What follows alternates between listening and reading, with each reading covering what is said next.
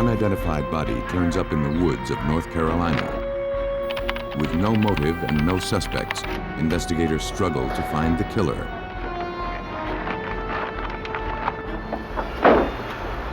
In California, a housewife is taken into custody. When no record of her arrest turns up, detectives begin to fear the worst. A tragic horse accident ends the life of a Montana woman. But examiners uncover the markings of murder. When a crime scene yields vague clues, detectives must piece together their case through other means. Forensic science has found ways to uncover motive, exposing those who kill for love or money.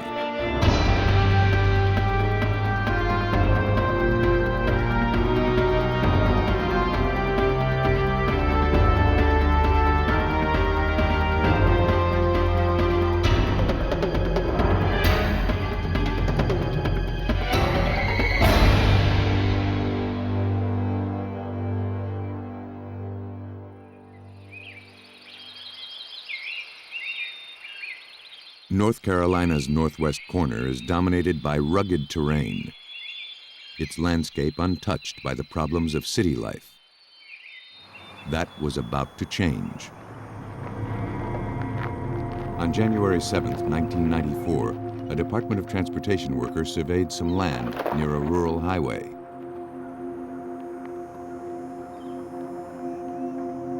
He made a horrifying discovery.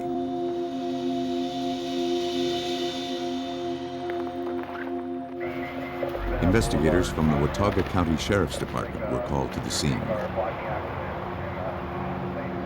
Hidden among the overgrowth, they found a body. Though the cool weather helped preserve the body, investigators determined he had been there for some time. The victim, a male in his 30s or 40s, had gunshot wounds on the left temple and right side of the neck. The body was completely nude, except for a watch and ring on his left hand. But other than the jewelry, there wasn't much evidence to identify the victim or tie him to his killer. Investigators scoured the scene around the body, searching for any scrap of evidence. A few feet from the body, they found a piece of black electrical tape. The single strand of tape was collected and sent to the crime lab for analysis. Captain Paula Townsend worked the case. Hoping to identify the John Doe, she entered what little information she had into the police database. We knew that we did not have any outstanding missing persons in our county, so we would have to make some effort to locate a missing person from another area and determine his identity. They didn't have to wait long. Later that evening, detectives got a call from police in nearby Salisbury. A man in their town had been reported missing several weeks before. He fit the description of the dead body found along the road. His name was Victor Gunnarsson. Salisbury police agreed to forward their case file. An autopsy showed that 2 bullets to the head had ended the victim's life. Analysis of the stomach showed the presence of undigested potatoes, eaten within 5 hours of his murder. Thank you. Townsend searched through Gunnarsson's case file, looking for any clue that could help her identify him as the victim. There was nothing conclusive. But if Gunnarsson was the victim, Townsend learned he had a sensational past. Victor Gunnarsson was actually a Swedish national. He had come to the United States seeking political asylum because he had actually been criminally charged with assassinating the Prime Minister Olof Palme in Sweden a few years earlier. Gunnarsson had been held as the primary suspect in the assassination, but was released when no witnesses could identify him as the killer. Watauga investigators were having a similar problem.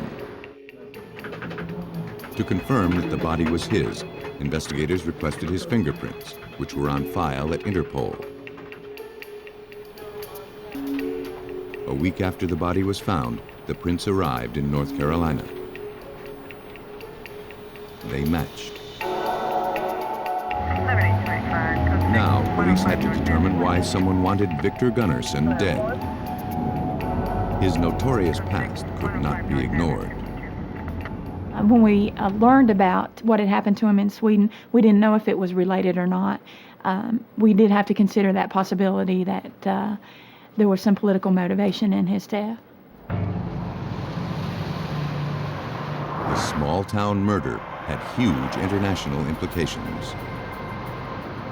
But as investigators probed Gunnarsson's final days, they learned he had other problems close to home. In January, having heard about the case on the news, a woman named Kay Whedon came forward to make a statement. She'd met Gunnarsson on Thanksgiving and had been out with him several times that week. About 2 months ago. But after their last date on December 3rd, she hadn't heard from him again. Friend is dead. That night, he'd taken her out to dinner. Whedon confirmed that Gunnarsson had eaten a baked potato at that time. Based on the autopsy results, investigators knew that this was his last meal. After dinner, Whedon invited him back to her place. But they were not alone.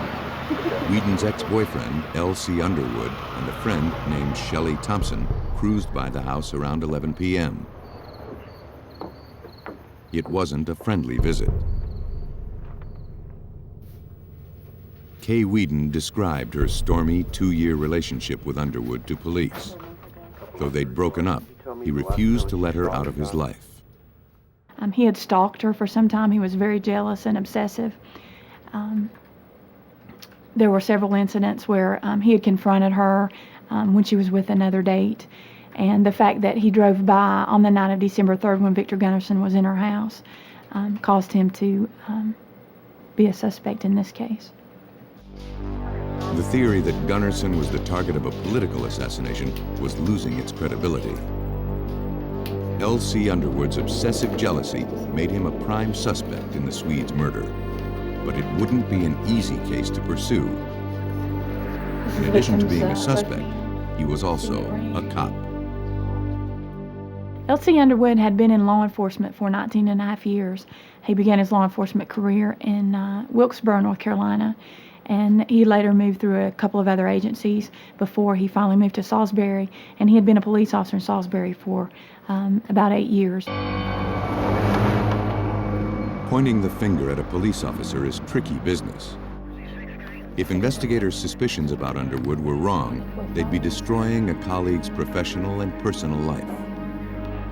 But if they were correct, they'd be fighting an uphill battle against someone who knew how to hide evidence. To make their case, investigators would have to stay one step ahead of Underwood. Instead of confronting him directly, detectives began by questioning the people around him.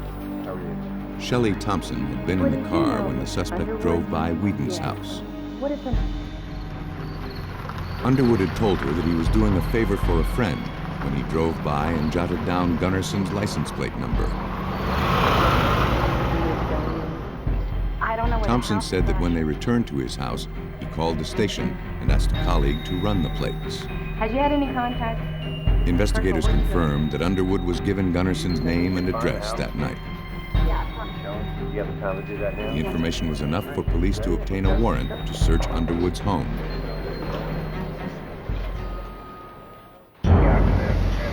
They were about to confront a fellow police officer and the prime suspect in their murder investigation.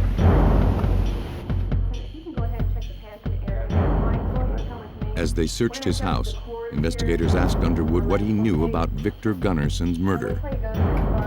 Not only did Underwood deny any knowledge of the crime, he claimed he'd never even heard the name before.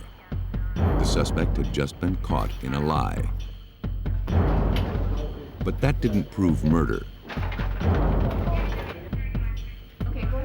Investigators needed solid physical evidence to connect him to the crime. The initial search of the immaculate home contributed nothing to the case. If Underwood had killed the Swede, he was too smart and too organized to leave a smoking gun. The only way to catch him would be to find less obvious clues in unexpected places. Behind the washing machine, they noticed something they had seen before. A piece of black electrical tape, like the one found near Victor Gunnarson's body. It appeared the meticulous cop had underestimated his colleague's determination. Watauga County, North Carolina police struggled to solve the murder of 38-year-old Victor Gunnarson. In the home of the prime suspect, police officer L.C. Underwood, Here, come on back over here. investigators found a critical piece of evidence, black electrical tape. One particular piece of tape that was found on the back of Underwood's dryer in his utility room was consistent in several ways with the tape that was found at the crime scene near Victor Gunnarson's body. The unlikely clue was turned over to the Trace Evidence Department at the North Carolina State Bureau of Investigation. Technicians compared the sample with the tape found at the crime scene. Trace evidence expert Troy Hamlin studied and compared the characteristics of the two samples. The physical dimensions were compared, the width, the thickness, the composition was also compared, which were inorganic and organic characteristics. All of these were consistent with one another, and therefore those two items of evidence could have originated from the same roll of tape. It was a key finding, but the case against Underwood couldn't be made on the tape evidence alone. Detectives needed something to physically link the suspect directly to the victim. Glove box papers out. They obtained a warrant to search his car. Hair fibers. That right there. But like his house, the vehicle was impeccably clean. Even the trunk was spotless. Still, investigators refused to simply walk away. The trunk liner was removed and sent to the lab for closer analysis.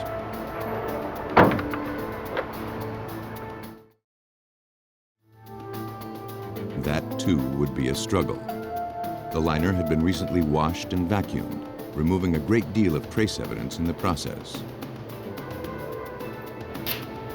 Using sticky tape, examiner Troy Hamlin went over every square inch of the liner, searching for any microscopic clue that survived the cleaning. He found nothing. The veteran police officer, it seemed, was getting away with murder. But then, Hamlin spotted a minuscule clue that could potentially have enormous value. He plucked a single hair root, barely visible to the naked eye. Probing more carefully at that area of the carpet, he was able to extract 17 more hairs, deeply embedded in the weave. Hairs collected from the victim and those found in the carpeting were mounted on slides and analyzed under a comparison microscope. The microscopic analysis showed that the hairs were physically indistinguishable. Detectives finally had the break they needed.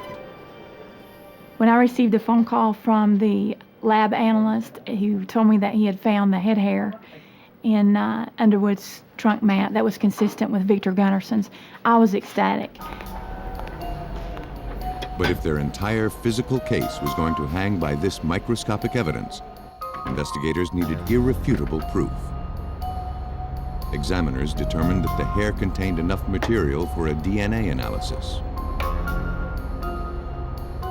The tests confirmed that the DNA sequence from the hair found in the trunk of the suspect's vehicle was the same as the DNA sequence taken from the victim's blood. With Underwood now physically linked to the murder victim, police finally had the evidence they needed. A warrant was obtained for his arrest. Underwood's game of cat and mouse had come to an end. Police theorized that on December 3rd, having seen his ex-girlfriend with another man, Underwood became enraged with jealousy. He paid a late-night visit to Gunnarson's apartment and abducted his rival.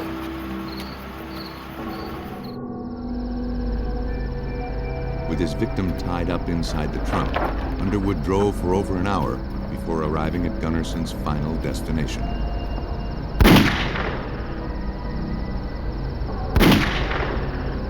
He fired 2 shots into Gunnarson's head, then began the process of covering up his crime.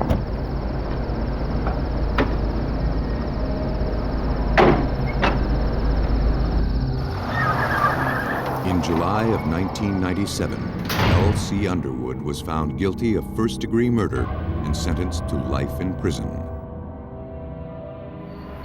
Fueled by jealous rage, L.C. Underwood would stop at nothing to keep Kay Wheaton in his life. Others will use manipulation and murder as a means to satisfy their desires. An hour north of Los Angeles, the Pacific Coast Highway winds its way through Ventura, a city of beautiful beaches, a thriving harbor, and a close-knit community.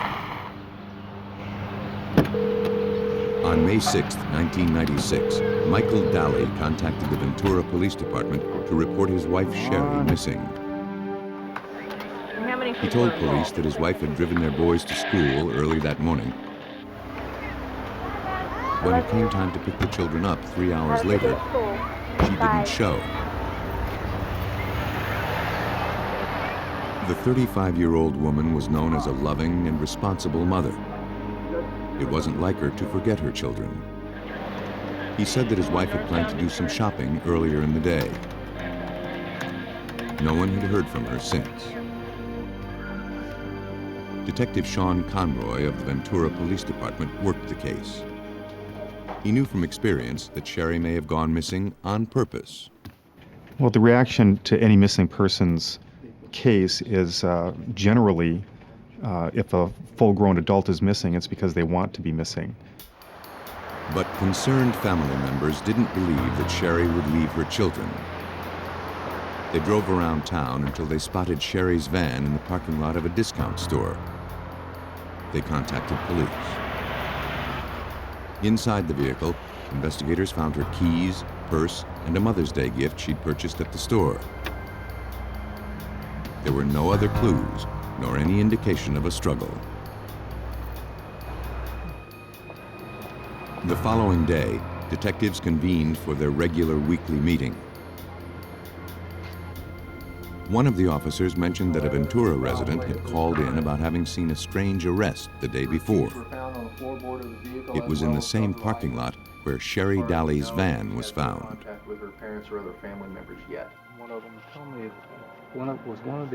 They paid a visit to the witness. He said he saw a woman fitting Sherry's description, being handcuffed by a blonde woman in a tan suit. The blonde appeared to be a law enforcement officer. He then saw the woman in handcuffs being placed into a green car and driven away. The witness tried to catch the license plate, but it appeared to have been masked over. Investigators were now hopeful that Sherry was not missing at all. At that time, we felt that another police agency had come in our jurisdiction and made an arrest without notifying us. And we felt that by making a few phone calls that we would discover that the person in the missing persons report, Sherry Daly, had been arrested, and we had solved the case with just a few hours' work. But any hope for a speedy resolution was soon crushed. No law enforcement officer from Ventura or any other jurisdiction had any record of such an incident. Police now believed they had a kidnapping on their hands. And with no communication from the kidnapper, they feared they might also be looking at a homicide. Detectives wanted to interview Michael Daly in greater detail, but when they went to talk to him, they found him with another woman. Her name was Diana Hahn. Both were brought in for questioning. Tell me about your day yesterday. Detective Skip Young interviewed Michael Daly. In our first several conversations with Michael, he did not appear to be the worried, frantic, concerned husband that you or I may be. He was very matter of fact, didn't have a reasonable explanation as to why his wife would leave him. Daly told police that at the time of his wife's disappearance, he'd been at the grocery store where he worked. The alibi checked out. Daly's girlfriend, Diana Hahn, denied any knowledge of Sherry's whereabouts. But it wasn't her statement that raised suspicions. You got a scratch on your forehead? Hidden beneath her bangs, Hahn sported some fresh scratches. How did you say we see those injuries? She claimed she'd had a bike accident and tumbled over the handlebars. Investigators weren't buying the story. Yeah. We know from years of police experience that it's impossible for someone to fall over the handlebars of a bike without putting their hands out to break their fall. It's an automatic reflex. Yet she had no injuries on her hands. She had no injuries on her knees. We knew at that point that she was lying to us. Place the roller up against the bruise. Photographs of the injury were taken. In the pictures, investigators could also see faint bruising on her arms and hands. It appeared that someone had gripped her so tightly that they even caused bruises to her fingers. Police suspected that Hahn was involved in the kidnapping. She didn't own a green car, but she could have rented one. Investigators canvassed rental car agencies in the Ventura County area. They learned that a car was rented the day before Sherry's disappearance and returned the day after, with 126 miles put on it. The name of the renter, records showed, was Diana Hahn. Her credit card had been used to pay for the car, and her signature was noted on the form. Detective Conroy hoped that an examination of the rented vehicle would help them find out what happened to Sherry Daly. Even though the abduction had happened, at least a week prior to this, the rental agency had not re-rented the car. We asked them why. The car had been returned with the rear view mirror knocked off of the front windshield. Investigators confirmed the car rented by Hahn was green, exactly as witnesses had described. It was towed to the Ventura Crime Lab. There, criminalists processed the vehicle, searching for any sign of Sherry Daly. Throughout the car, they noticed staining. It appeared to be blood. To find out, technicians used moistened swabs to collect the samples.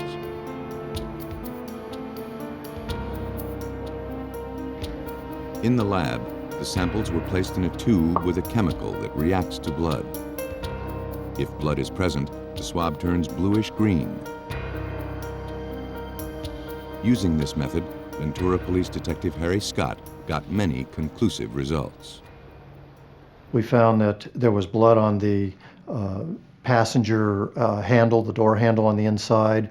We found blood and where it had been washed up on the ceiling or the headliner area of the car, and also some blood in the trunk of the car. Lab work confirmed that the blood was human. But there, investigators reached a dead end. Though they suspected the blood was Sherry's, they had no record of her blood type. But science has new ways around that obstacle. Technicians took blood samples from Daly's parents. From these, they generated DNA barcodes and compared them against the DNA rendered from the blood in the car. The results were unmistakable. The blood found in the car had come from the biological child of Sherry Daly's parents. But it was not an encouraging finding. The presence of her blood throughout the vehicle confirmed their worst fears. It was unlikely they would find Sherry alive. Diana Hahn was now the prime suspect. But since they didn't have a body, they couldn't prove that a murder had been committed. The police weren't the only ones looking for answers. This is where the community stepped up, and friends of Sherry Daly each weekend morning would gather at the department store where she was abducted, and they would go out in search parties. On June 1st, nearly a month after the abduction, searchers noticed the odor of decomposition in a remote location on the outskirts of Ventura.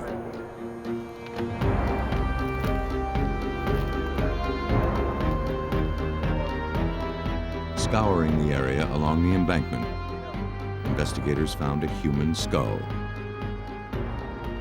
They believed they had uncovered the final resting place of Sherry Daly. Police in Ventura, California, continued searching for Sherry Daly, a young wife and the mother of two who had unexpectedly disappeared. A month after she was reported missing by her husband, investigators believed they had finally found her. The search party combed the scene. In the area where the skull and skeletal remains were found, pieces of jewelry were also uncovered. The items were carefully collected in the hope that someone could identify them as Sherry Daly's. Investigators also found clothing identical to the outfit Sherry was wearing when she was last seen. Their condition told a lot. We were able to match the clothing to the bones, and we were actually able to determine that there were numerous stab wounds through the shirt and through the bra that showed up on the ribs of the victim. Dental records confirmed that the remains belonged to Sherry Daly. Analysis showed that whoever killed her did so with a vengeance. In addition to the multiple stab wounds, her neck had been severed with a sharp object. The medical examiner concluded that after a long, vigorous struggle, the victim had been nearly beheaded. The autopsy findings were consistent with the blood staining found in Diana Hahn's rental car. And if Hahn had endured a lengthy struggle with Daly, it would explain the scratches and bruising that covered the suspect's forehead and arms during her first interview.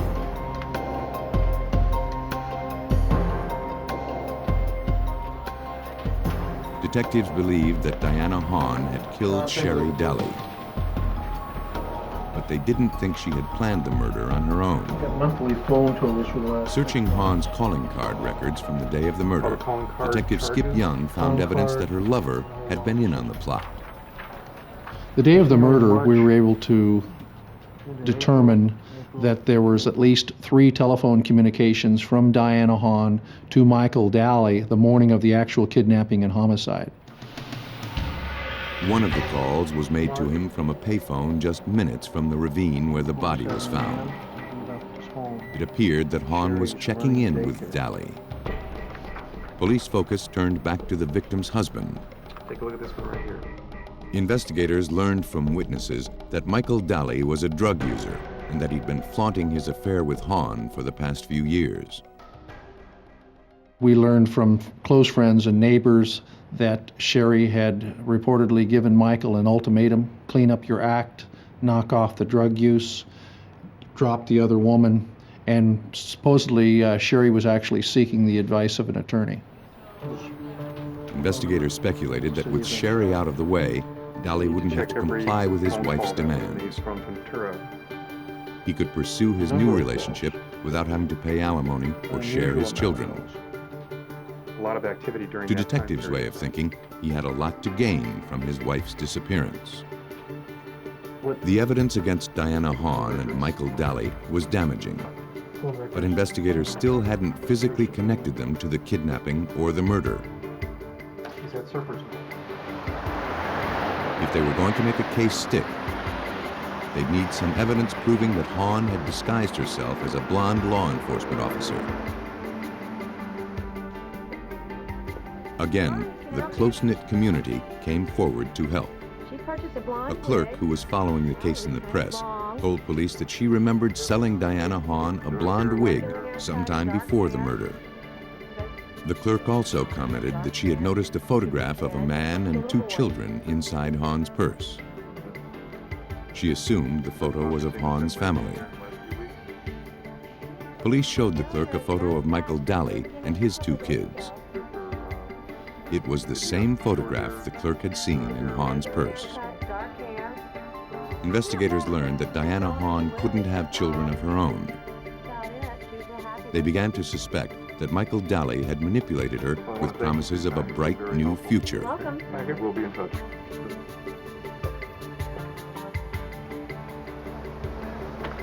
Detectives continued to build their case. They pored over Hawn's financial records, including copies of checks. 1503. One of them was written to a large discount store just days before the abduction. Diana J. The Hawn. list of items purchased included a piece of poster board, plastic trash bags, a 2-piece tan uniform, and a hatchet. Police obtained a warrant to search Hawn's home. They never found the hatchet or the uniform, but they did locate a piece of poster board. The barcode number on the poster board was identical to that recorded on the receipt. They couldn't understand how the board fit on Hawn's shopping list until they took a close look at the shape cut out of it. It was exactly the same shape as a license plate. That explained why witnesses couldn't see a license plate number. Hawn had covered it over with a fake. Okay, so we gotta be pretty serious about how we plan this. But it was unlikely that Hawn thought of that herself. What we should do is we should get a wig and... Investigators believe that Daly masterminded the murder plot days in advance. So it looks like she's getting arrested over some drug dealings that I've done. Motivated by the lure of a new life with Michael, Hawn was more than willing to dispose of the one thing she believed was standing in their way. Police believe that a disguised Diana Hawn approached Sherry as she was leaving the store parking lot. Is there a problem? Pretending to be a law enforcement officer, she lured Sherry from the car and handcuffed her. The staged arrest worked to plan, but investigators believe that Sherry Daly quickly saw through the ruse. It is our belief that within a short period of time after Sherry was abducted in the green vehicle, that she somehow recognized Diana Hawn, disguise and all. We can tell by the damage to the interior of the vehicle, mainly the rearview mirror had been knocked off, that Sherry obviously put up some type of a struggle. But Sherry couldn't fight off her attacker. After driving her to a remote location, Hawn viciously stabbed Daly at least 17 times and placed the body into the ravine. Diana Hawn was arrested for the murder of Sherry Daly on August 1st, 1996. From her jail cell, she reluctantly implicated Michael Daly as the mastermind behind the plot. Daly was arrested the following November. Though the murder investigation had come to an end, Ventura would be forever haunted by the young housewife's tragic end. All she wanted to do was to have a family, have a husband, raise her children. I still think about this case. I still think about what was going through Sherry Daly's mind when she realized that it was Diana Hawn behind the wheel and she was going to have to fight for her life. Diana Hawn was found guilty of first-degree murder and kidnapping. She was sentenced to life in prison without parole. Tried 6 months later, Michael Daly was also found guilty in the murder of his wife. He was also sentenced to life in prison. Where she's going that day. Diana Hahn We'll and get Michael that in. Daly were willing to destroy a family in order to be together. When money is at stake, some family bonds can become twisted and deadly. Nestled in the Rocky Mountains of western Montana, Mineral County is known for its frontier feel. But simple lifestyles aren't immune from deadly mishaps. On November 28, 1995, Chris Hansen's wife Nanette went to the stable to feed the couple's horses. She never came back to the house. Hansen found his 34-year-old wife lying in the mud. She was cold and pale.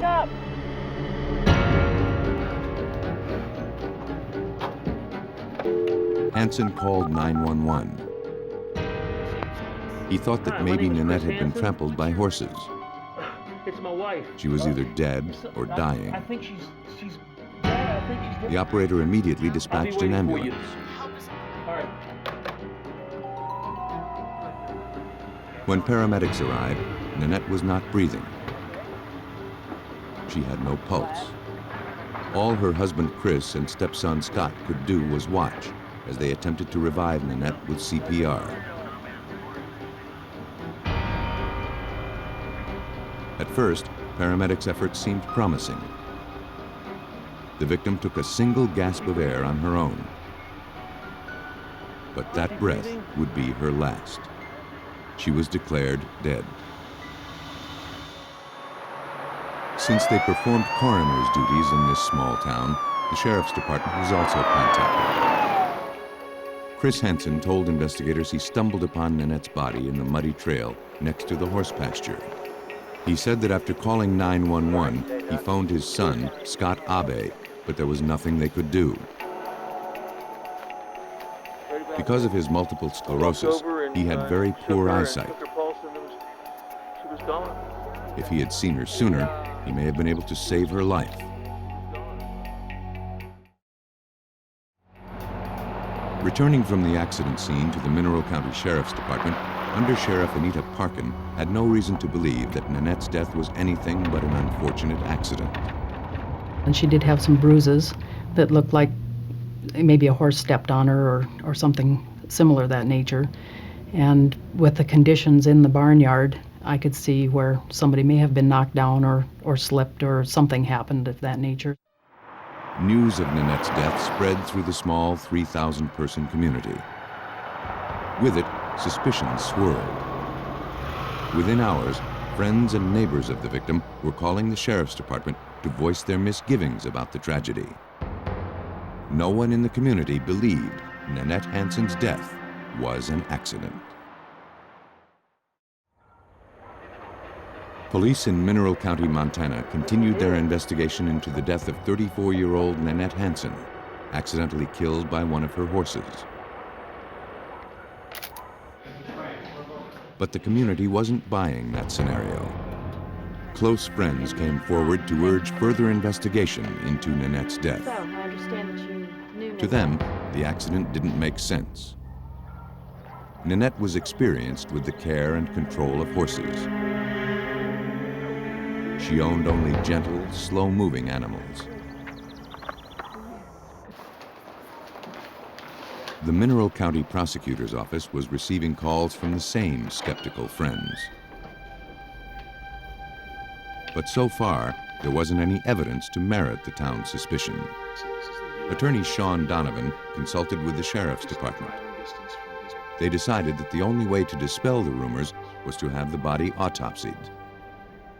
And we both agreed that just for the sake of putting to rest these concerns that the neighbors had, we ought to just have that done, expecting nothing to turn up. The victim's remains were transported to the state crime lab in Missoula. There, medical examiner Gary Dale was asked to determine what caused Nanette Hansen's death. So generally, in fatal horse accidents, the fatalities are due to skull fractures, cervical fractures, and unless someone's rolled over by a horse. And there was no external evidence of any readily fatal type injuries. The injuries pretty much consisted of scrapes and bruises. Nanette's skull hadn't been fractured. Her spinal cord was intact. There had been no severe bleeding. The injuries that were found were relatively minor. A network of small scratches on her head and a 2-inch bruise to the left temple. They shaved the hair overlying the bruise and noticed an unusual pattern on the scalp. They could not immediately identify the source of the injury. Nothing about these injuries fit the profile of a horse trampling. Internal examination of the body turned up a large amount of mud and barnyard debris in the victim's lungs. She hadn't died from trampling. She died of asphyxiation. And in this case, you could raise a possibility that she was rendered unconscious by a blow, somehow slammed by a horse against the stall of the barn, and went down face first into this muck in the barnyard, and then that she basically drowned or suffocated in that muck. There, and then this one is But there was a major fault in that scenario. Nanette had suffered only superficial head injuries. There was no evidence of any brain trauma that would cause her to lose consciousness. A grim new theory formed. There was a fair probability that she was held face down into the ground, into the soft, wet soil, by her forearms, by her hands, and that pressure was being applied to her back and to the back of her head. She's basically being forced face first into that. What had initially appeared to be an accident was now being called a homicide. As soon as that happened, we switched from this being a coroner's inquest, which is how this had begun, to being a criminal investigation. With a homicide case opened, the victim's husband, Chris Hansen, was brought in for questioning. They hoped that he could help them find out who might want his wife dead. Though Nanette Hansen's death had been ruled an accident, an autopsy led Montana investigators to open a homicide case. Detectives questioned her husband, Chris Hansen. The many bruises and scrapes on Nanette's body suggested there had been a struggle leading to her death. To find out if Chris Hansen had been on the other end of that struggle, they asked him to remove his shirt. He was covered with what looked like fingernail scratches. When asked to explain the marks, he claimed that he'd tripped and fallen inside the house. Hansen stated that with his multiple sclerosis and near blindness, there was no way he could have physically dominated his wife. Thank you. Though he was telling the truth about his MS, he appeared to be overplaying his handicap. We later learned during the investigation that he was able to play dice and see the different dice, was able to stand beside a pool table and know which number were on the balls, and that he had applied for and received a big game hunting license in 1994. Go ahead and write down your statement as what occurred on that. Though he may have been too weak to work, investigators believed he was strong enough to beat up his wife. Nanette's friends and co-workers said that she frequently had black eyes and bruises. Things had been particularly bad, investigators learned, since Chris's son, Scott Abe, came to town. The 31-year-old hadn't seen his father since he was a small boy. About a year before Nanette's death, he came for a visit and decided to stay. He rented a trailer just a few minutes away and started building a cabin on their property. For father and son, it was blissful reunion. Investigators began looking into Abe's background as well. Say bad things about her other than that? A co-worker told investigators that Abe had been very vocal about his hatred of Nanette.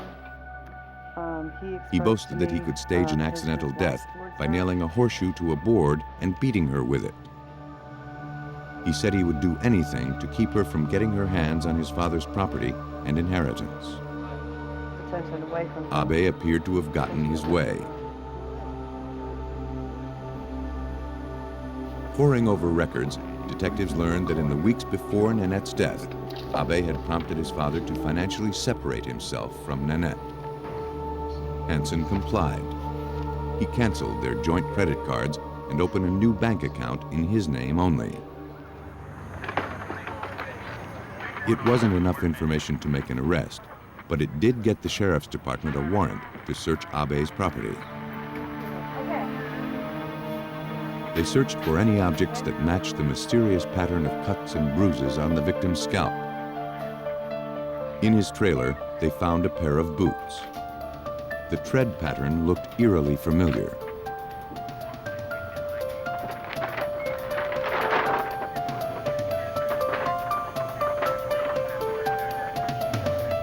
In Abe's car, detectives made another discovery. A homemade weapon called a sap. A leather pouch filled with metal objects.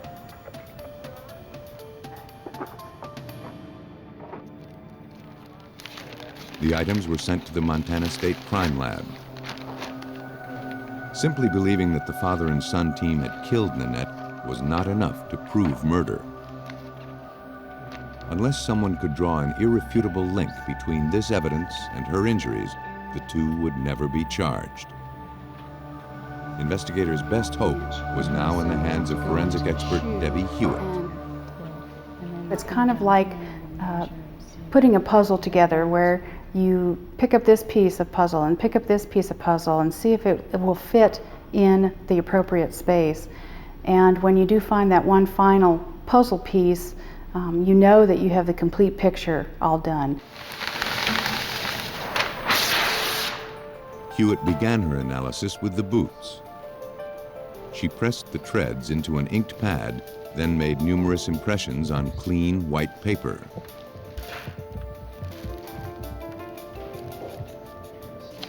These prints were then transferred to clear sheets of acetate. By placing the prints over a life-sized photograph of the wound, she could determine whether the boot made the injury.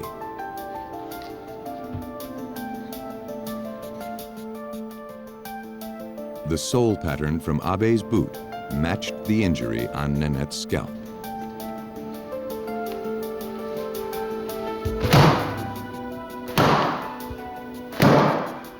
Hewitt repeated the same process with the sap, inking and printing the weapon from a variety of angles. When compared against the large bruise on the victim's temple, the last piece of the puzzle had finally fallen into place. The sap was shown to be a perfect fit for the wound on the side of Nanette's head. Father and son had teamed up to do away with the woman who came between them and their greed. You're under arrest for the murder. But their plot didn't hold up to forensic scrutiny. On February 2nd, 1996, Chris Hansen and Scott Abe were arrested. Prosecutors theorized that Abe first stunned Nanette with the sap, then wrestled her into the mud to make it look like an accident. While Hansen restrained her, his son placed his foot on her head, holding her down until she stopped breathing. Had it not been for the insistence of Nanette's close friends, this brutal act would have stayed buried forever. If she had not been rerouted to the pathologist for an autopsy, we never would have seen these particular types of injuries and bruises, and the case would have been written off as an accidental. Both Scott Abe and Chris Hansen were convicted of homicide and sentenced to 60 years in prison.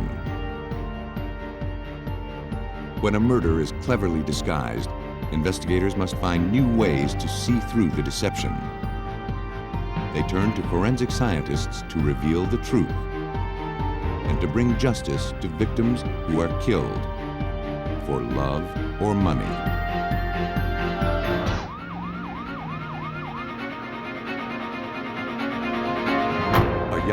permission, suffers an agonizing death. The victim's hair may determine whether it was a job-related poisoning or a deliberate act of murder.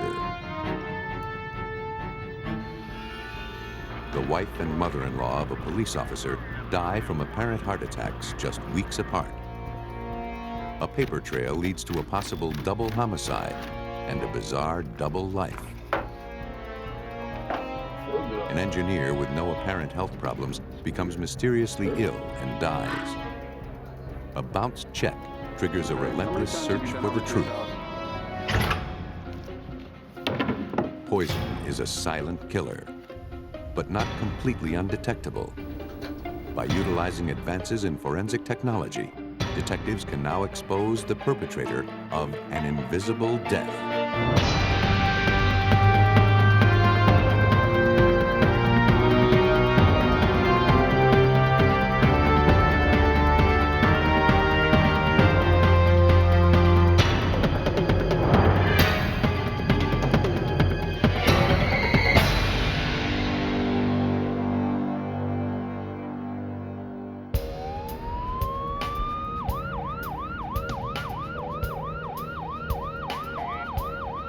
On the evening of September 7, 1991, paramedics were called to the home of Robert and Joanne Curley in Wilkes-Barre, Pennsylvania.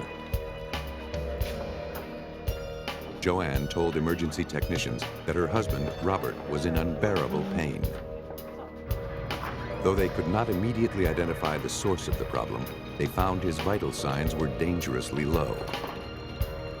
The 32-year-old electrician was rushed to the hospital. Doctors there were already familiar with Robert Curley. They had treated him for a rare nerve disease just a few days earlier. At that time, Curley complained of pain in his hands and feet, as well as hair loss and severe nausea. Now, the escalation of Curley's symptoms caused them to reconsider their diagnosis.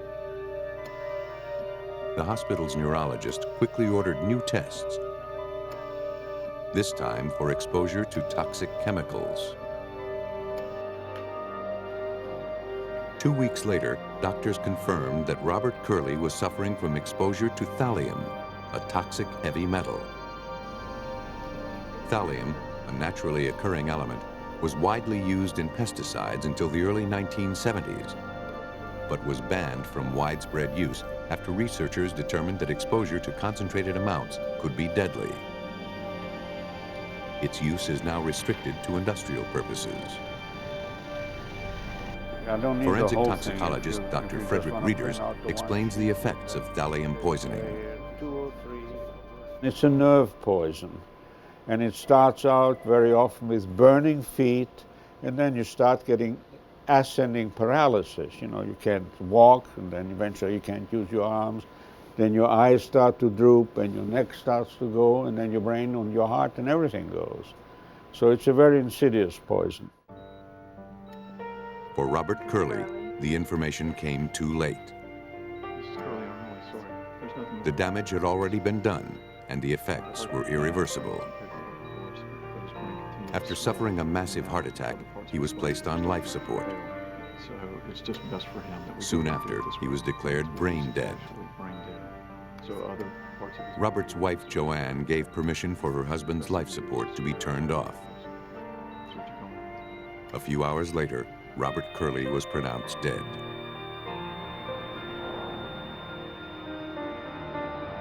The official cause of death was cardiopulmonary failure due to thallium poisoning.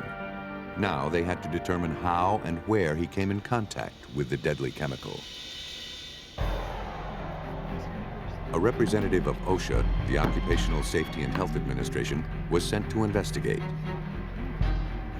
Joanne Curley stated that prior to his death, Robert had been working on a major renovation on the campus of a local university. That sounds good. Soon after he began the job, Curley complained to co-workers of flu-like symptoms. By the end of the first week, he could barely walk. He said his feet felt like lead. His colleagues noticed that he looked sweaty and red-faced. Robert Curley would spend the next month in and out of hospitals, going from one medical crisis to another. Maybe you should drink something. You need to eat something. It's been a long day. The facility where Robert Curley worked housed chemistry labs as well as rooms where chemicals were stored, including 5 containers of thallium salts.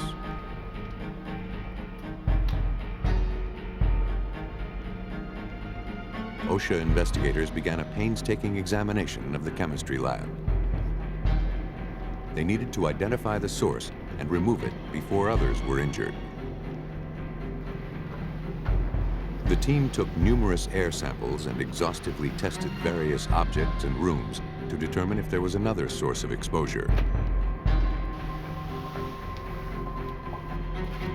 They came up empty. There were no signs of tampering or leakage from any of the containers. They learned that Curley was storing cabinets in his garage that he had taken from the university chemistry labs. They searched his home, but found no traces of thallium on the cabinets. With no answers to explain her husband's death, Joanne Curley contacted a toxicologist at the hospital. She seemed terrified that she and her daughter might also have been exposed. She demanded that they be tested for thallium. Joanne Curley tested positive, but the amount of thallium in her system was not at a toxic level. She would not require treatment. Her daughter had even smaller amounts in her system, about 10 times less than her mother. Robert Curley had over 900 times the lethal dose of thallium. Doctors insisted that the high levels of the toxic chemical could not have come through skin absorption. He must have ingested a fatal dose. The hospital passed the test results on to the police. After ruling out suicide, police concluded that the poisoning was no accident. Robert Curley had been murdered. But who would want him dead? Investigators needed to know every aspect of Robert's daily routine. As police collected items from the house, Joanne told detectives that her husband would routinely take a half-gallon thermos filled with iced tea to work with him each day. Any tea left over at the end of the day was shared by the family that night at dinner. The half-gallon container was collected for future analysis. 2 other thermoses were also collected, one quart-sized and the other a pint-size. Joanne told investigators that neither of these 2 containers had ever been taken to work by her husband. All of the items collected were sent off to the lab and tested. While waiting for the results, police continued their investigation. They spoke with Robert's fellow employees. There were over 150 tradesmen on the renovation team at the university. Since they all worked at the place where Robert got sick, they were all considered suspects. Police had to determine if any of them had a motive to kill Robert Curley. But no one seemed to dislike the electrician. Honey, come here, let me show you something. I've got a great idea. Look at this. Robert's co-workers revealed that Joanne had recently come into a large sum of money. All these job materials, license fees, everything. That's it. Settlement that you're getting. She had been awarded over $1 million in a wrongful death suit after her first husband died in a traffic accident. We can do together. No, absolutely. The financial windfall was a source of friction.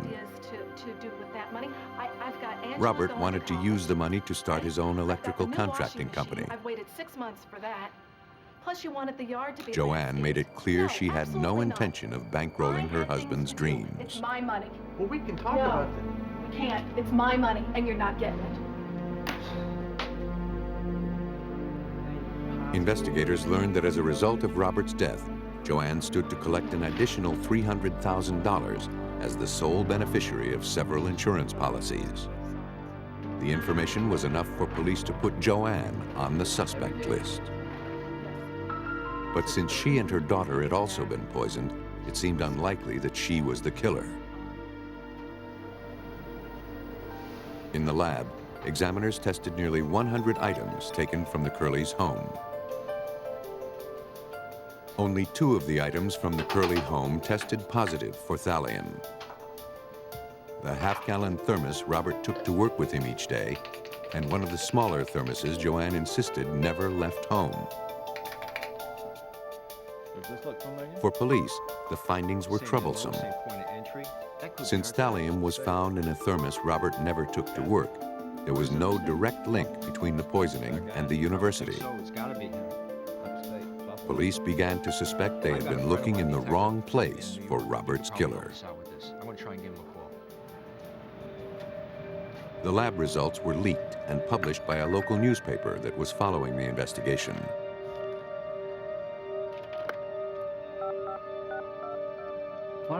Joanne told police that she remembered something that would explain why the smaller thermos tested positive. She said that shortly after her husband was hospitalized, he called her and asked that she bring in pizza and iced tea for a farewell party for his roommate. Joanne said she transferred the remaining tea from the half-gallon thermos to the smaller container and took it with her to the hospital. As long as the half-gallon thermos remained the focal point of the investigation, Robert's co-workers could not be dismissed as suspects. And none of them had a reason to kill the electrician. The investigation hit another dead end, one that would last for the next 3 years.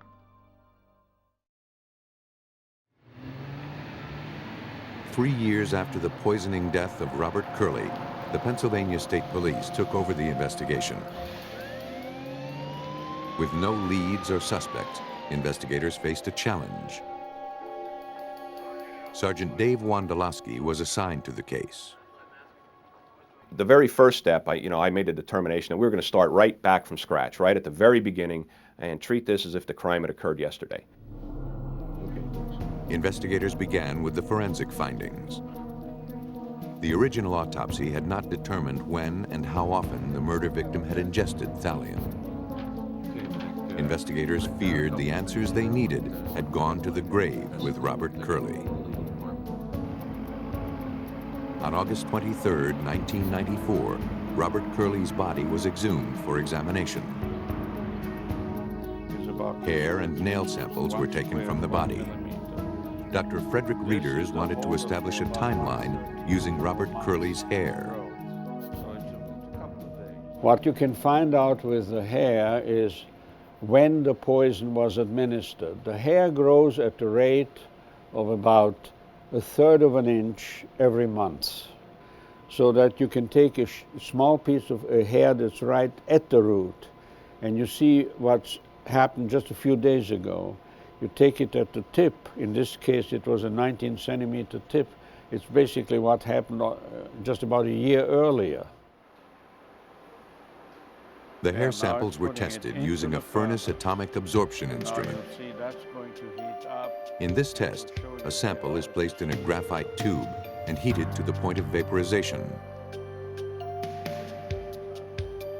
A light is shined through the tube. The amount of light absorbed by the vapor determines if thallium is present and how much.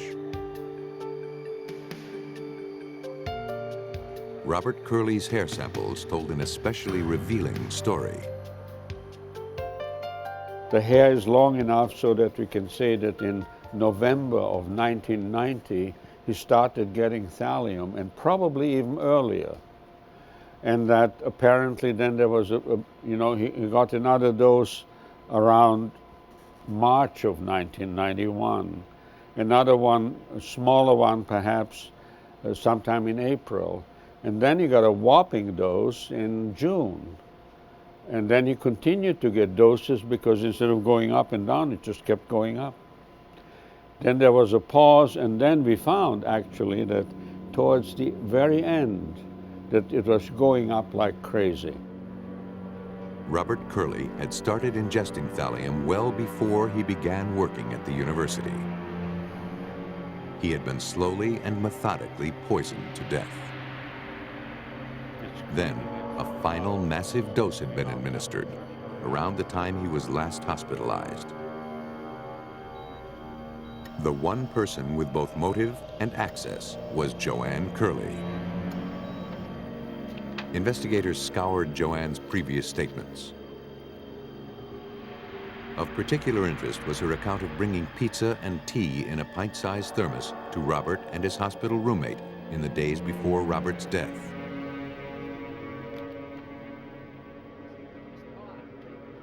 Investigators questioned the roommate, Richard Bonin. He gave them a very different story than the one Joanne had given a few years earlier. According to Bonin, neither he nor Robert had asked Joanne to bring them food or drink. Nor were they celebrating Bonin's departure, which did not take place for another 2 days. That night, according to his roommate, Curley's condition worsened dramatically. He was screaming in pain. Bonin summoned help. I think the next biggest one would be like a He distinctly thermos. recalled that Joanne served the iced tea in a large half-gallon thermos. All right, thank you so much. Police believed Joanne had administered the last fatal dose to her husband as doctors tried in vain to save his life. On December 12, 1996, Joanne Curley was arrested and charged with first-degree murder. As part of a plea bargain agreement, Joanne confessed. Only months after she and Robert wed, she realized that the marriage had been a mistake. Divorce was a possibility, but the thought of Robert's life insurance policy tantalized her.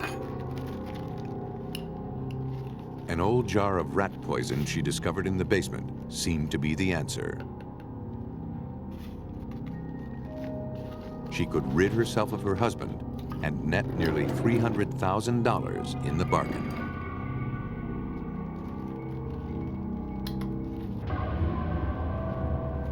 Joanne laced Robert Curley's iced tea each day.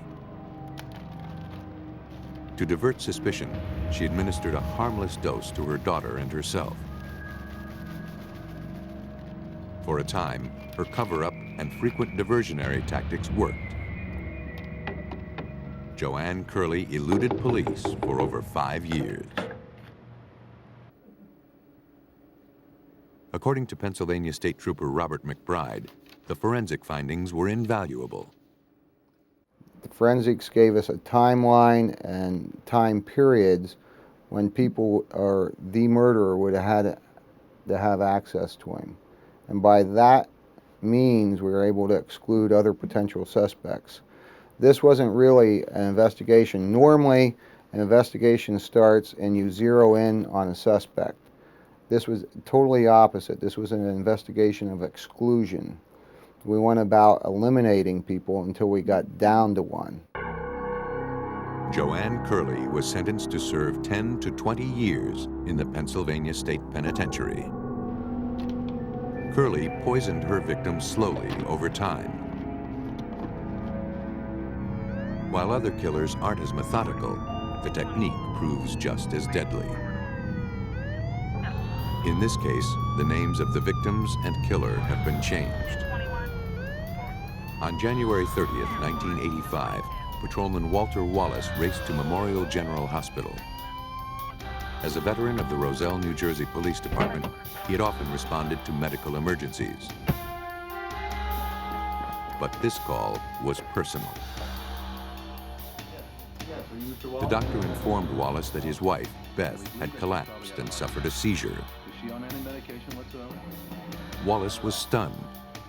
His wife was fine when he left for work that evening. She is really critically ill. Nothing Beth wrong? had no history of seizures, and though she struggled with a weight problem, she had been in relatively good health. As Beth's vital signs rapidly failed, doctors could offer the patrolman little hope, She's not taking anything. She's dieting or anything. nor could they find an explanation for her symptoms. Well, is she on any medication? 3 hours later, Beth Wallace was dead. When we brought her in, we brought her immediately up. How do you know police work? Beth and Walter had been married for 24 years and had 3 children together. Beth's mother, Rose Parker, was living with them when the tragedy occurred.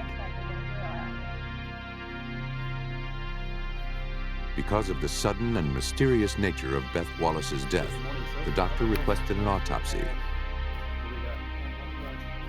Cause of death was determined to be cardiac arrest. A month later, tragedy struck the Wallace home again. Rose Parker suffered a massive heart attack. Paramedics worked frantically to stabilize her and swiftly transport her to the hospital. But it was too late. Shortly after her arrival, Rose Parker died.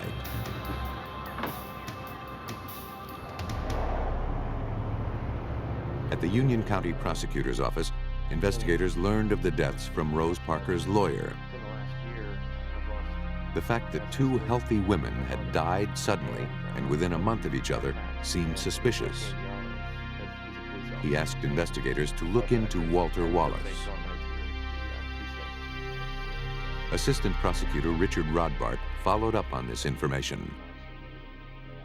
Anytime you have a public official, much less a police officer, who is suspected as being the perpetrator of a crime, you have to be extremely sure that the evidence points in that direction before you proceed and before you bring a case against that individual. To rule out foul play, investigators contacted Dr. Reng Lang Lin, chief toxicologist for the state of New Jersey. An examination of the files showed that no toxicology testing had been done. Rose Parker's body, they quickly learned, would yield no clues. There had been no autopsy. She'd been embalmed and buried.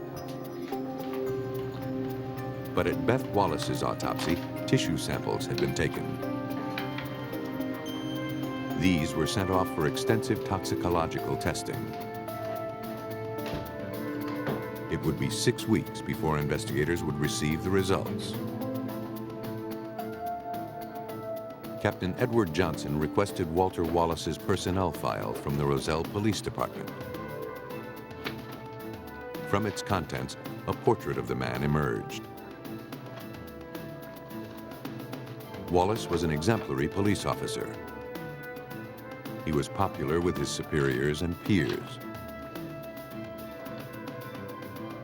Nothing in the file was out of the ordinary or raised suspicions. Captain Johnson read the file in its entirety, including Wallace's military discharge papers. It showed him to have won several important medals and listed a lot of combat service over in Vietnam. For whatever reason, I can't remember exactly what sparked it, but I was looking at it, and I was at first impressed by the record that this fella had. Then there was something on the 214 that just didn't look right. Johnson contacted the U.S. Army to verify the record. His suspicions were confirmed. He never had any of those medals. He was never in Special Forces. In fact, we can't verify overseas service on the part of this man. So the 214 that was in the police department file was a forgery. Walter Wallace was a liar, but was he capable of murder? To find out, investigators would need to talk with the people who knew him best, his fellow officers. There is a certain difficulty, obviously, in investigating a police officer for a crime, because you have to go into his department, talk to people that he works with every day, and the more people you talk to, the more you're signaling where your investigation is going. Hi, Jeff. You got that file Investigators made a low-profile visit to the Roselle Police Department while Wallace was off duty. I'll get it back to you in a couple of days, okay? They didn't expect Wallace's colleagues to be forthcoming, but one officer surprised them. According to the officer, there was something perplexing about Walter's marital status. He suspected that Walter had married a woman named Jacqueline Deal while he was still married to Beth. Investigators wondered, was Walter legally divorced or living a double life? Through Beth's friends, investigators learned Walter was away from home a lot. He told Beth he was being treated at a VA hospital for exposure to Agent Orange. And that's why sometimes for a week or so he might be gone, or he might be gone for the whole weekend, and she's not going to see or hear from him, and she's not going to be able to get in touch with him because the ward that he's in over at the hospital doesn't have any kind of telephone. He was pretty, and for a while he was pretty good at juggling all of this. Investigators traveled to nearby Elizabeth, New Jersey to question Wallace's other wife. Thank you. Well, Jacqueline Deal confirmed that she and Walter had been married on November 2nd, 1984, 3 months prior to Beth Wallace's death. She said Walter had divorced his wife the summer before. Walter had brought over the divorce papers when it was final, and the two had celebrated. Investigators found the divorce decree among documents provided by Rose Parker's lawyer. Numerous irregularities made them question its validity. Investigators searched for the original divorce decree at the county courthouse. There was no record under the name of Wallace. They then searched under the case number, only to discover it belonged to somebody else's divorce. The case name clearly read Martin versus Martin, not Wallace versus Wallace. Police surmised that Wallace used his badge to obtain the Martins' divorce decree. Wallace altered the document in order to obtain a marriage license with Jacqueline. Investigators sent the document to the FBI lab for further analysis. They had caught Walter in another lie, and this one indicated a possible motive for murder. But investigators were perplexed. Why would Wallace fake a divorce and kill his wife rather than legally end the marriage? Looking for a potential financial motive, investigators scrutinized Beth's will. Walter stood to inherit everything, including the family house. But something about this document also caught the investigators' eye. The will was dated just 2 months prior to Beth's death. The timing seemed too convenient. Further investigation revealed the existence of an earlier will. In this version, Beth had left everything to her mother. She left only $1 to her husband. Investigators wondered if he had forged the second will and then killed his wife. The new will was notarized by a secretary in the Roselle Police Department. But she denied ever witnessing the will or affixing her seal to the document. The secretary noted that Wallace often worked at her unlocked desk. He could have easily used her notary seal to certify a document without her knowledge.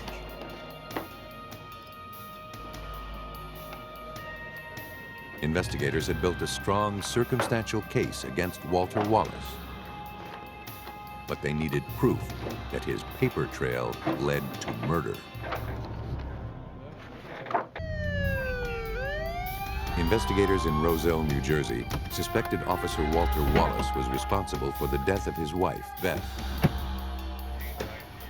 Now they hope to support their circumstantial case with hard proof that Wallace poisoned her.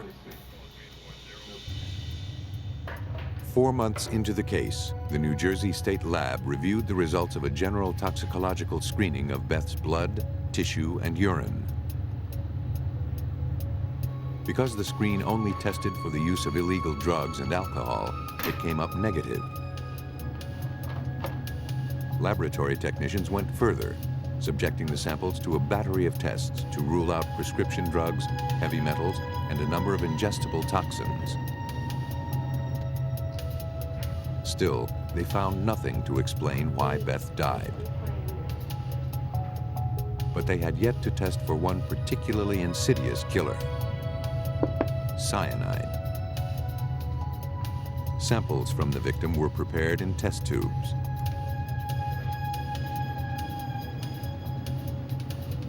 A color reagent was then added. If cyanide is present, a reaction occurs. Ultimately, the sample turned a dark shade of purple. Beth Wallace had cyanide in her system when she died. To determine the concentration of the poison, the sample was read by a spectrophotometer. A lethal dose of cyanide is about 2.5 milligrams per liter. Results showed that Beth Wallace had nearly twice that much in her blood and more than 3 times that amount in her spleen.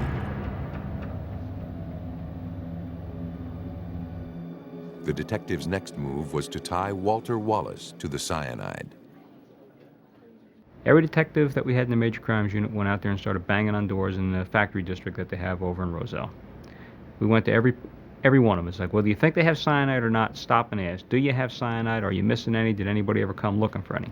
Get any of it on your hands. Make sure you wash your hands because... The canvassing paid off. A clerk at a metal plating factory revealed that Wallace purchased a quantity of potassium cyanide.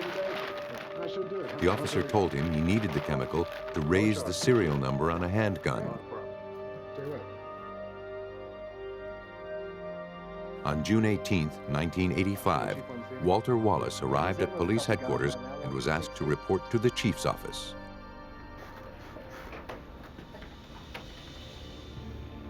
There, he was placed under arrest and escorted to jail. A warrant was issued to search the Wallace residence. Here's our situation. The prosecutor's office enlisted the aid of their narcotics team. Due to the nature of their work, team members are skilled at conducting meticulous searches. James Durkin was a member of that team. Once we got to the house, it was somewhat evident why the chief had asked us. The house was a littered mess from attic to basement.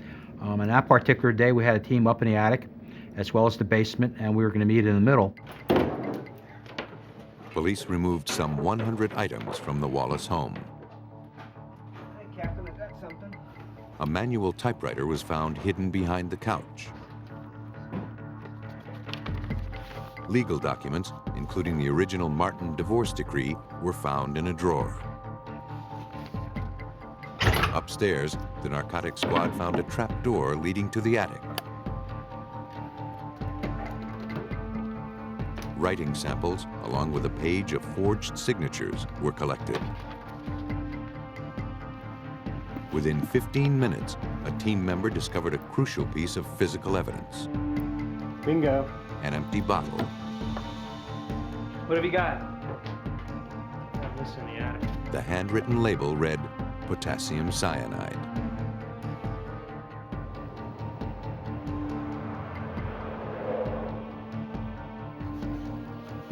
The items were examined in the laboratory, along with the divorce decree and will.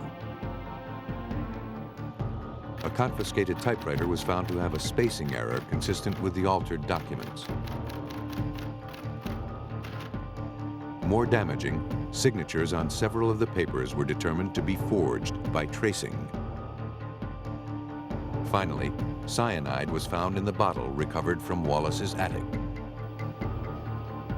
The label was in his handwriting. In May 1986, Walter Wallace was found guilty of bigamy and the first-degree murder of his wife.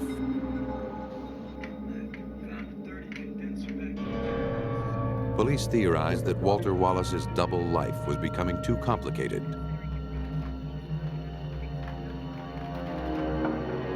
Instead of filing for divorce, Walter chose murder.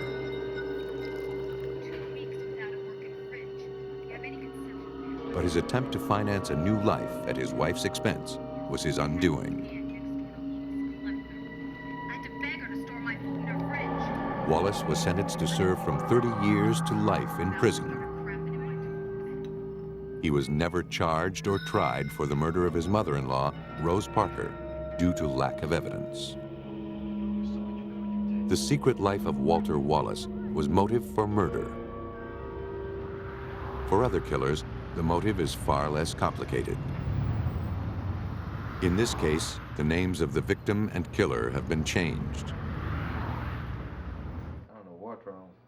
On July 17, 1991, Dana Jacobs awoke to find her husband, Larry, violently ill.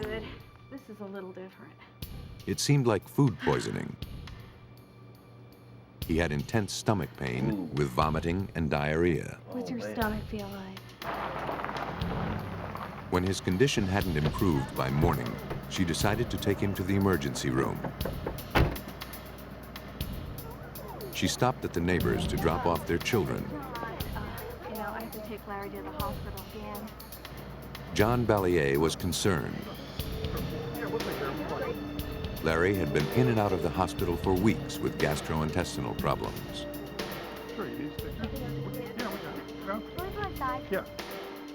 Jacobs was admitted at Humana Suburban Hospital in Louisville, Kentucky. Doctors administered intravenous fluids to keep him from dehydrating. There was cause for concern. Although he displayed the classic symptoms of food poisoning, he did not respond to treatment.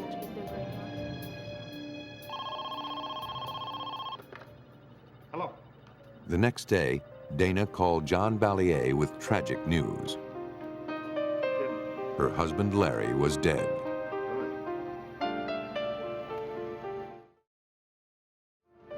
She asked him not to say anything to the children until she could tell them in person.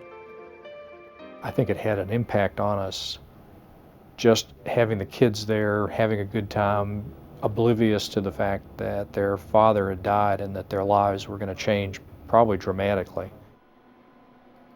An autopsy was performed with Dana's permission. Doctors wanted to know what had killed the otherwise healthy 41-year-old man. Apparently, Jacobs had suffered a massive heart attack. Yet there was no indication of heart disease or what triggered the attack. His sudden death was considered a mystery. On Monday morning, John Ballier related the sad events of the weekend to his colleagues at the Commonwealth Attorney's Office. Picked them up, and of course the kids play together. Hey John, how are you? Shortly afterward, Ballier received intriguing news from a fellow attorney. Oh, man, it's terrible. His brother-in-law owned a chemical company. Dana Jacobs had been a recent customer. Fine, how you doing today? In fact, she came in the day her husband got sick. She purchased a chemical called colchicine. His brother-in-law only remembered the purchase because Dana's check had bounced. And his brother-in-law had called him complaining about the fact that this check had bounced. And he thought it was kind of an interesting coincidence that the two events involved the same family. Ballier researched the chemical. He found that colchicine in small doses is used to treat gout. Larger amounts could be fatal. He contacted Barbara Weekley Jones, Assistant Chief Medical Examiner for the Commonwealth of Kentucky. There is a fine line between therapeutic levels, meaning giving relief from gouty arthritis, and levels of the drug that can cause significant side effects. And the main side effects of this drug are nausea, vomiting, and diarrhea, which, when it reaches a bad, severe state, can cause death of an individual. Dr. Weekley Jones was aware that the general drug screen performed at autopsy would not reveal a specific toxin, such as colchicine. She prepared blood and tissue samples for further testing. She was not optimistic the test results would prove definitive. If Jacobs had ingested colchicine, it had probably been eliminated from his bloodstream prior to his death. Their only hope was to find traces of the chemical in specific organs. Because the gastrointestinal tract absorbs it, it gets partially metabolized in the liver and it gets excreted in the kidney. So those three organs would be the most likely areas to find any residual colchicine at the time of the autopsy. It would take 2 weeks to obtain the test results. Investigators would have to wait for the answer to a crucial question. Had Larry Jacobs been murdered? Larry Jacobs, a 41-year-old father of 2, had died of a mysterious stomach ailment. John Ballier, Jacobs' neighbor and a Commonwealth attorney, was suspicious. He assigned Detective Pat Conkling of the Jefferson County Police Department to investigate. Ballier told Conkling that the dead man's wife had purchased a potentially lethal chemical called colchicine just days before his death. The detective's first order of business was a visit to the state medical examiner's office. The results of Larry Jacobs' toxicology test had finally come in. He had 160 nanograms per milliliter of colchicine in his system. More than enough to kill him. Go ahead and take a seat. It was time to confront Dana Jacobs. Jacobs, I just have a few questions I'd like to ask you. First, I have to inform you that... But investigators were surprised by the reception they received. She invited us in. There was no hint of any problems. She was very cordial with us. We never had the first bit of hesitation on her part of talking with us. She readily admitted to buying the colchicine. Yes, I have. She said she needed the substance to kill algae growing in her swimming pool. The test report says... Investigators asked if she still had any left. She said she had used it all in the pool. I asked her how she came across the chemical, and she gave us the name of several businesses that suggested that she used this chemical to control the algae. Detectives contacted these businesses in an effort to confirm Dana's story. No one remembered telling her that colchicine could be used to control algae. In fact, most had never even heard of the substance. Investigators were at an impasse. They knew how Larry Jacobs died, but not why. Perhaps an examination of the couple's marriage would yield more clues. Investigators visited Larry's sister. She told police that the couple was in financial trouble as a result of Dana's compulsive spending. Family members had lent them thousands of dollars, none of which had ever been repaid. Larry told his sister that he had taken steps to keep Dana's spending under control, but to no avail. Their credit cards were at or over their limit. One of Larry's co-workers recalled having to lend him money on a business trip to pay for meals and a hotel room. The embarrassed engineer explained that he had neither cash nor available credit at the time. And there was insurance money. Larry had 2 life insurance policies on himself. One for $138,000 and the other totaling $250,000. Detectives dug deeper into Dana Jacobs' background. They learned that the respectable wife and mother had a troubled past. Before she was married, Dana had served time for bad check charges. From her prison records, investigators learned that a counselor had diagnosed her as a pathological liar who urgently needed psychiatric treatment. Dana Jacobs was arrested and indicted on murder charges in January of 1992. Police were certain they had cornered a killer. But a new clue was about to emerge, a clue that could possibly put her in the clear.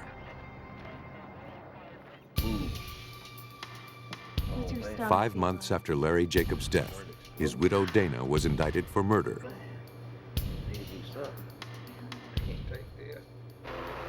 Out on bail, Dana was back at home with her children.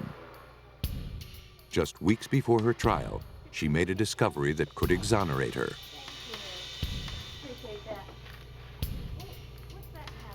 A suicide note from her husband. In it, he said the financial strain was too much to bear. Investigators were skeptical, but the note did appear to be in Larry Jacobs' handwriting. Moreover, it was well known that the deceased had been depressed about money matters. With his background in chemical engineering, it was possible he was familiar with colchicine and used it to end his life. The suicide note was forwarded to Stephen Slater, the Commonwealth's document expert. The first thing he noticed was that different pens had been used.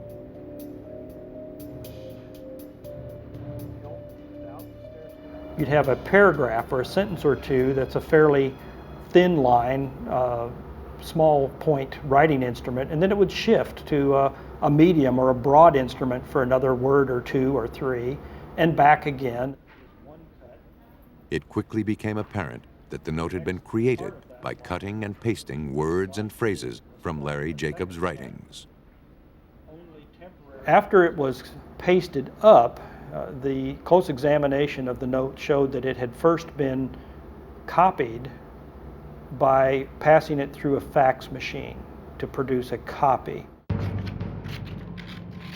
In the 5.5 months following her husband's death, Dana Jacobs spent close to $200,000, half of the insurance money she'd collected. One of her first purchases had been a fax machine.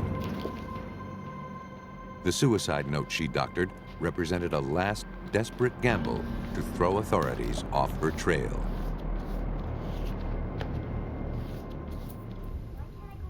Another piece of damning evidence was provided by John Ballier's daughter. I know how she did it.